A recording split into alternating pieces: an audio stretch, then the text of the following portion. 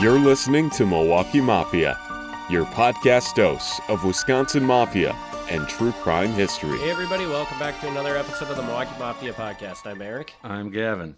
And Gavin, you wanna do the honors at the same time? Yeah. All right. I was gonna do it. I'm glad you're ready. Glad you're here. Yeah.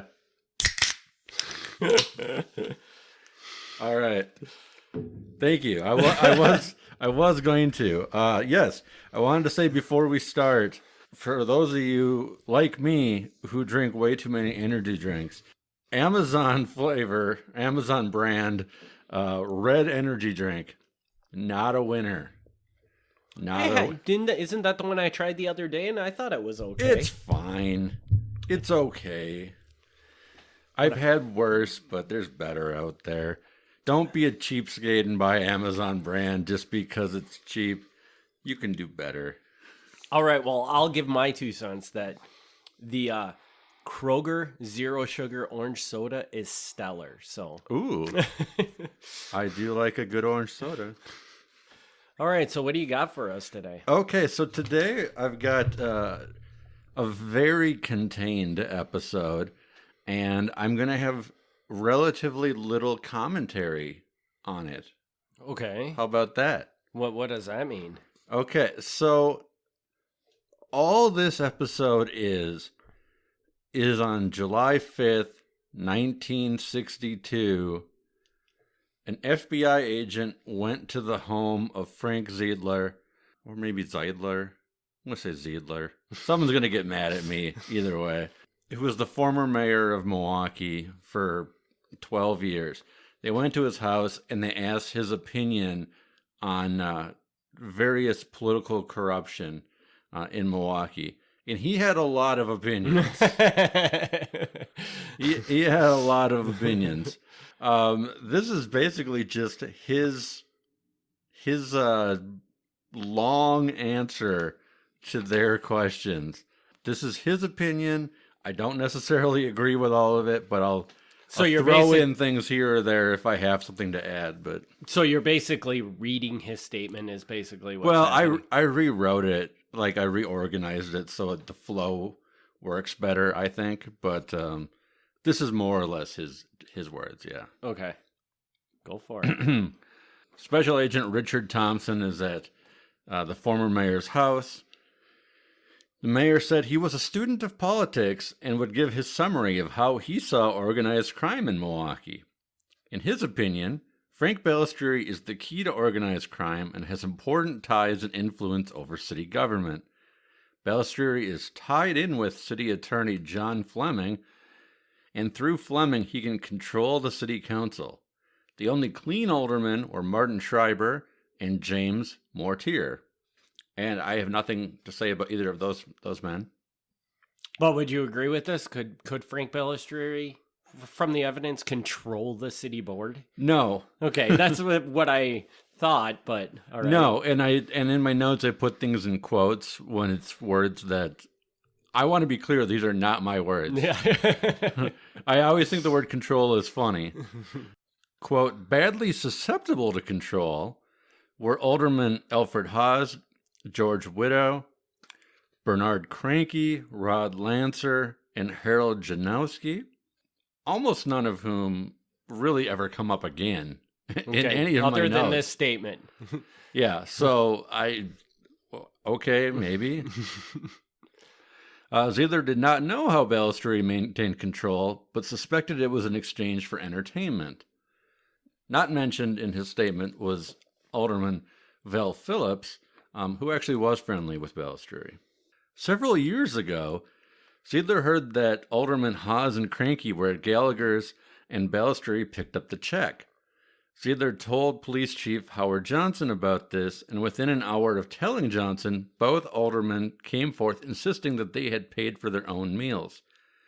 Zeidler wasn't sure how the alderman heard of his phone call to Johnson, but he suspected that a journalist from the Milwaukee Sentinel might have been in the police chief's office at the time that the call came in and then ran to tell the alderman. Alderman Jankowski once said that he didn't favor Balistrieri, but that he was a very good entertainer. Just okay. Random things here. Milton McGuire was an alderman in the downtown ward and always favored Balistrieri. He had recently been appointed deputy city treasurer. Stanley J. Witkowski, who was now dead, was city clerk for many years and was, quote, bosom buddies with Balistrieri, which helped in licensing matters.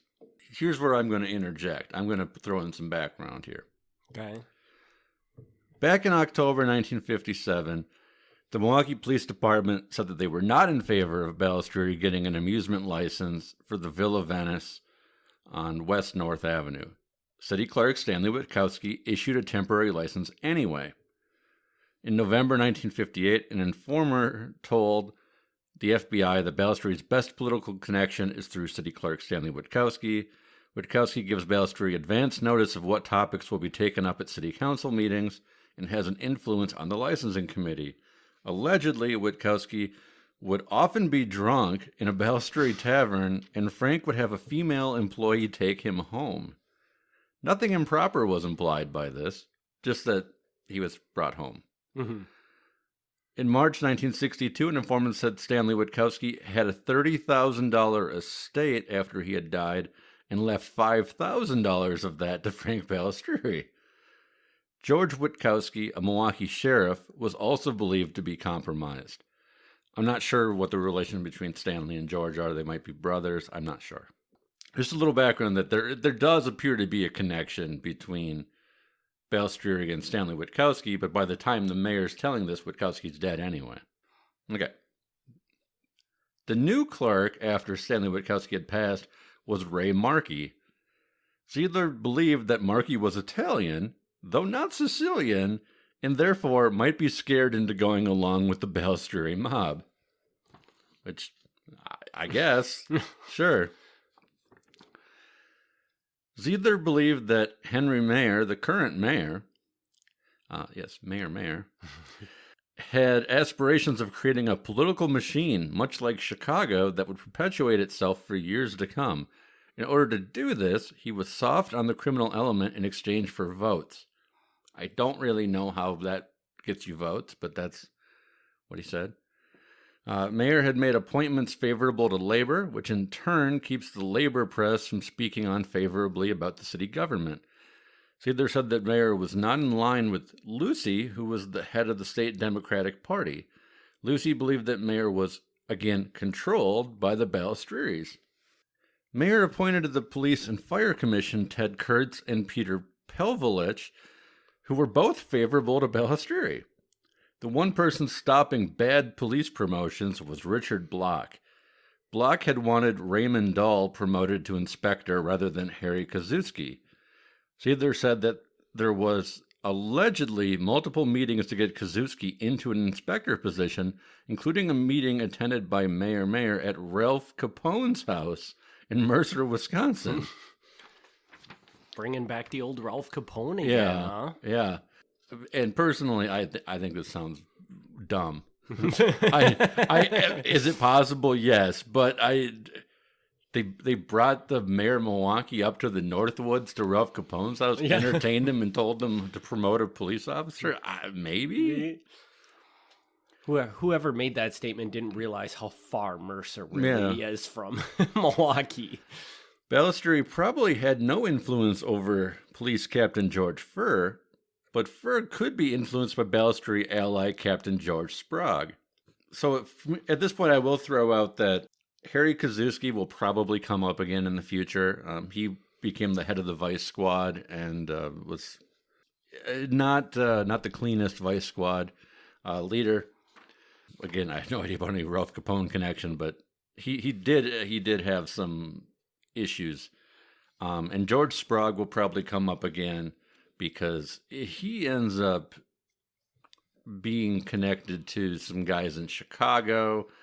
So he's also a little bit questionable. So there's kernels of truth in here. Like some of this I don't know, but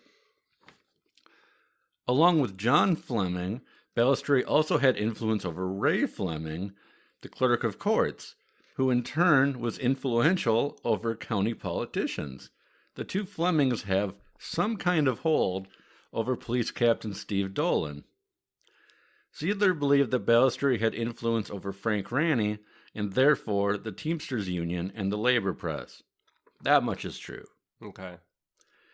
He further thought Balestrieri had influence over George Haberman, head of the AFL-CIO, another labor union, and this allowed Balestrieri to keep labor candidates that he preferred in political positions.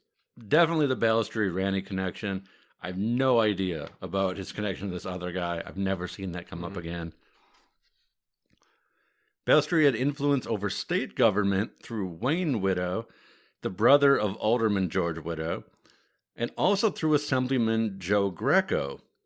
Now, Joe Greco was the son-in-law of a former Milwaukee mob boss. Other investigations suggest that Greco was completely clean, and in fact, so clean that that's part of the reason his father-in-law retired from the mob, is because he didn't want his reputation to ruin his son-in-law's career. This is like the opposite of what the mayor's saying here. George Widow had placed a bid on Hillside Housing Project. For some reason, the Balestrieri crowd did not want him to get this project, and through loan shark Harry Kaminsky, who we mentioned in our recent Gay Bar episodes, was able to bribe Widow to back down with a new car. The project contract instead went to Leonard Stritch. Widow was also able to acquire a lot of land in Brown Deer on a quote-unquote soft buy, not sure what that term means, which Ziegler suggests came from some kind of improper influence on the county. There's so much going on here that I don't really know, like, what he's getting at. He wanted to place a bid on a housing project. For some reason, they didn't want him to have the housing project. So they used their loan shark friend to bribe him with a new car. It's like, here, we'll give you a new car if you just don't bid on this project. Why? Because they just really wanted the project, apparently. Yeah, like, for what reason? This is so weird. I don't understand. Attorney George Bowman was allegedly formerly under the influence of the Balestrieris, but had come around in recent years and had been now exposing them. Ziegler did not know why the change of heart. Judge Robert Hansen was very well informed on the Milwaukee Mafia because of his time as a district court judge. He allegedly knew the mob's pipeline into the IRS. Hansen was a former law partner of John Fleming and County Executive John Doyne. Ziegler said Doyne had once been a defense attorney for Balestrieri, but had since pulled away. Ziegler believed that he had been threatened in some way. Alderman Alan Calhoun was Balestrieri's closest friend in City Hall, and was also close friends with jeweler Hilmer Christopher, and they threw a big party for Police Inspector Schmitt of the Milwaukee Police Department. I'll pause here to say, Alan Calhoun is definitely the closest person in City Council to Balestrieri. He's often around at meetings and parties and stuff like that. So Calhoun comes up often. Jeweler Hilmer Christopher, I'm pretty sure I have notes on him somewhere, but I couldn't find them for this episode. But I believe that he comes up in some very shady things, but I can't remember what those things are. So I feel like that name was thrown out there by the mayor for a reason, but I can't tell you what that reason was, why that name is supposed to be important. So sorry, listeners, that's on me. Anyway, the jeweler, Hilmer Christopher, is also close to George Widow, completing that circle, and was active in helping people run for office, though he was not a politician himself. Another alderman, Alderman Zillman, oversaw Jones Island. Eugene Coonan, one of Balestrieri's attorneys, had a drive-in restaurant on the island and had also tried to get a piece of the municipal pier project. Now, this is just getting weird. An alderman is like the alderman of Jones Island, this part of Milwaukee. Okay. I don't know what the leap is from that to being like this guy who's working as an attorney for Balestrieri, owning part of a drive-in restaurant on the island. That doesn't mean anything. That's not a connection. Basically, what you're reading now it sounds like this guy just was obsessed with Frank Balistrieri. Yeah. And in his time as mayor, he just looked at people that's Balistrieri knew and tried to create connections between them. And some of his connections might make remote sense, but a lot of them are just like, that's way out there. Like, it's not reasonable at all.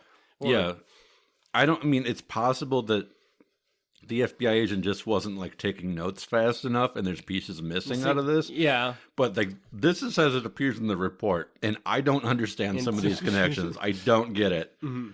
Paul O'Brien, who was a former writer for the Milwaukee Journal, now worked for the Balistrieri mob as a private investigator, using his journalistic connections to find law enforcement investigations behind the scenes. That part's true. Okay, I was just going to ask, because that one seems like feasible. So. Yeah, that's actually true. Gilbert Kelly of the Teamsters Union once tried to organize cheese factory workers. At one place, not named, he was told it would never happen because the management was run by the mafia. Seether did not know where this was, but said Kelly was a good man despite working with Frank Ranney, who was a bad man. He didn't know which cheese factory. That's not just me not saying the name of the cheese factory. Lastly, Seether had heard that Balistrieri went to the current mayor's office, and asked him to get the city out of the rubbish hauling business. The conversation turned into a shouting match. The mayor said he could not do such a thing, but he could present the idea to the city council. The mayor allegedly said that he could make the argument that the city has had ongoing tensions with the union, and Balistrieri could get his union friends to cooperate with making that tension known, therefore having the city cut ties with union garbage hauling to get Balistrieri's garbage hauling in. Whether that happened or not, I don't know, but the Balistrieri garbage hauling never went in. That part didn't happen. Whether the argument happened or not, I don't know. Interesting. So that's his rant. Now, I have one very broad comment I want to make on this. And I'm sure I've made this comment before because this is something that this is always jumps out at me. In FBI reports, police reports, and apparently the mayor, the word control is always used. And I hate that word. When you start out like researching the mob, you'll see the word control and you don't really think about it. And you're like, oh, okay. But like that word is chosen for a reason. It sounds bad. Mm-hmm. Eric, you own a business, correct? Right. Do you control the business? Yeah, you do. Kind of, yeah. Yeah, but you wouldn't use that word. No. Like, so it's weird when you use it. When you use the word control, it sounds like you're using some kind of evil force. When all it really means, is you have some kind of management or whatever. A lot of the times. The right term probably from a business perspective is manage. Yeah. Not control. Yeah. Right. So it's like it's a word perfectly chosen to sound worse than it is. and then like the other thing that bothers me is like all this, like he has influence over. It sounds bad because you're going in with the mindset that, oh, he's a powerful mafia guy. Mm-hmm. He has influence over. That's bad. In that context, yeah, it's kind of bad. Has influence over doesn't automatically mean something is bad. And it doesn't even mean he may have influence over him. Doesn't mean he's using that influence even, Right. Right. Like, I have influence over you and you have influence over me because we're friends. Yeah. But that doesn't mean I'm going to get you to go rob a bank. Like that's having influence over isn't necessarily a bad thing. It just means they know people. Right. And a lot of what you read here sounds to me like he's kind of twisting his words to make it sound like, well, Balistrieri knows this guy, so he's obviously manipulating him or in some way, which we all have to remember that Frank Balistrieri was a very, very successful business owner in Milwaukee Right. at this time. Right. Even though, yes, he was running the mob, he was also a business owner. Right. And guess what? Business owners, they're going to know people like this, especially when you're running something like a bar that's regulated, and the city government is going to be involved in your establishment from time to time, whether it be for fire, things, or just getting the right permits to run the business. Right. And that's like, if you chop all this down, you take out all like the hints and the whatever kind of things he's trying to suggest that I don't even know what he's trying to suggest. The only thing that he really says is that Balistrieri has sometimes gotten favorable treatment from licensing committees, and it's possible that he's getting that favorable treatment because he's giving people drinks or meals at his club. Mm-hmm.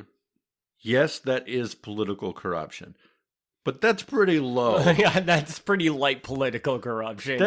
That's pretty low, because I have to imagine that's not. I mean, is it a bribe? Maybe. It could be a bribe, but it's pretty low, because it's like this. Like, I don't know if this is still a thing. I assume it is, but maybe it's not. But traditionally, like, police officers would go on their rounds, they'd stop into a place, and they'd get free coffee. Mm-hmm. That's not a bribe. That's not like, oh, I'm giving you free coffee so you don't raid my restaurant. Like, no, that's not how that works. It's just like a courtesy. And obviously, he wants to be seen in a good light with the people who can give him licenses.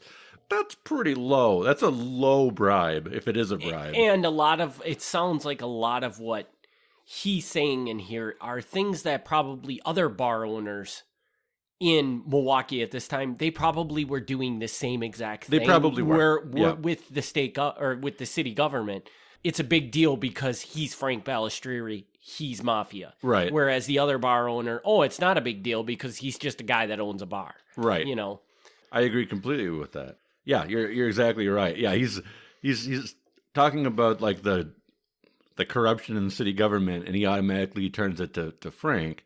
But yeah, you're right. I think that's a safe bet that what he's doing is not like, this is some evil mob scheme. Like, no, like, this is what you do. This is what you do as a business owner, and this is how you get the city government to like you. Like, and it's not right, but that's probably how it works. And you can argue he may be doing it a little bit more extreme because he also wants to even be more on the better side of these people because he is mafia. Yeah. And that's not a secret. Right. I'm assuming most of these people know that as well at this point in time. Maybe I I'm think they do. Definitely by this point, yes. But I mean, still, when it's all said and done, I mean, if you ask my opinion, if all he's doing is giving them free food, it's more on them that they're accepting the free food than it's on Frank for giving the free food. I would agree with that as well. Yeah. And again, are you going to allow a guy to commit a crime just because he gave you a free meal? I would like to think most people would not. Well, no, I don't think so. Yeah. Because even though he did have friends on the police department, like we'll see in some future episodes, there are some guys who were higher ranking in the police department who, were kind of corrupt or would look the other way. In general, that did not stop the police from harassing the heck out of him. Like, no matter what he's doing, I still think he gets more than the average amount of criticism and scrutiny. So he's not really getting favorable treatment here. Like, whatever favorable treatment he's getting is more than balanced by how much harassment he's getting. So I do have one more question about this. Yeah.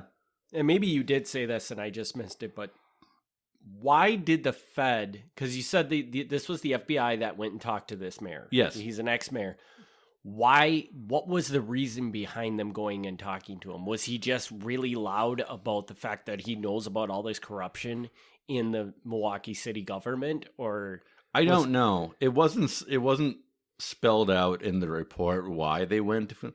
I mean, a lot of times what the FBI does when they're investigating is, they'll just stop into different people who they think know something about something.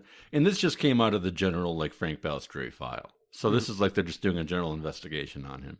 My guess is just simply that at this point, this mayor is retired. He had been in office for some time, a considerable amount of time. He knew things, and now he was basically retired. So they thought that he would be a good person to ask because, they'll ask current politicians as well, but the current politicians might not necessarily be as open. Mm-hmm. This guy's got nothing to He doesn't lose. care, yeah, so he'll he tell doesn't you care. whatever he thinks. Yeah. Interesting. So I'm guessing it was just a routine thing. It wasn't like they specifically wanted to hear what he had to say or that he called them up and said, I got to tell you something. I mean, he could have. I don't know. But I'm thinking it was just like they were running through like a checklist of who can we talk to get Balistrieri background information. I'm just curious. Oh, the other question. Have you ever run into a tie? Did this guy have a relationship with Balistrieri at all? Ziedler? The guy that did this statement. Like, not really. You never. I mean, saw he was the mayor, but other than that, no. Like, I don't even know if they ever. I'm sure they met, but not really. Okay, I was just curious, and then I forgot what the other thing I was gonna say. Give it 1 second. Do you got anything else you want, or is this? No, like I said, this episode's pretty contained. I just wanted to kind of get that statement out there. I didn't have a way to tie this into a bigger story, so I was just like, I'm just going to let this one go on its own. And a lot of this, I don't know who these individual aldermen are. They're not really noteworthy. Mm-hmm. But for people who are more familiar with like Milwaukee political history, these names might mean more to them than they do to me. Throwing it out there for what it's worth. I just think it's really interesting. Just the way that his statement comes out, it just seems like he's filling so many holes as he's talking. Like he's trying to create something he really has no evidence there because he knows that this person knows that person. And that's just, I don't know. Yeah, it's a stretch. It's definitely a stretch. And I would love to have been able to get the thoughts of the FBI investigator that was investigating him as he was telling him this. Like if he would look at this and be like, oh, yeah, this is just all. Yeah, I don't know. Yeah, and the agent didn't write any personal commentary on it. I can tell you, not from this report, but from other reports, I can tell you that J. Edgar Hoover, the head of the FBI, did not like this mayor. Did not like him. Because Hoover, I probably mentioned this in the past too, but got to assume this is the first episode people are listening to. Hoover was really, really funny, in my opinion, because he would write his commentary at the end of reports. Really? Yeah. So he would write like little notes on the end and then he just signed it with a big H.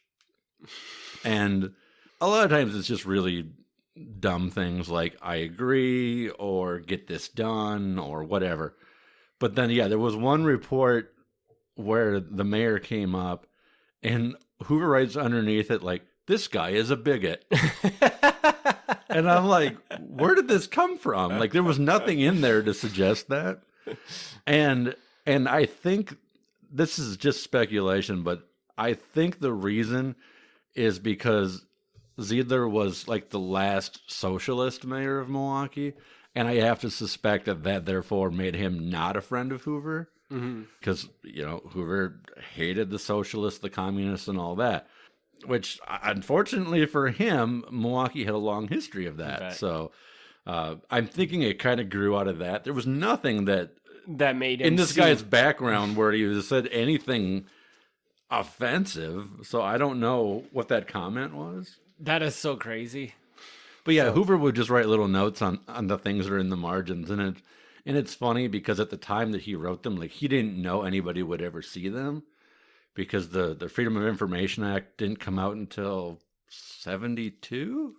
I could be wrong on that, but it was well after the time that Hoover was writing all these notes. Yeah, so he didn't think anybody outside the FBI would ever see them. Yeah, and the fact that he writes he's a bigot, I mean, that's a little unprofessional. Yeah, but he was the head of the FBI. He could do whatever he wanted. All right, well, do you got anything else with this one, No, or should we wrap it up? We can wrap it up. All right. Well, as always, if you enjoy this podcast, please leave us a review on your favorite podcast player. We do have a Patreon. You can check that out at patreon.com/Milwaukee Mafia. And Gavin, where can people contact you? They can contact me, MilwaukeeMafia@gmail.com. And I'm actually going to second the idea of signing up for the Patreon.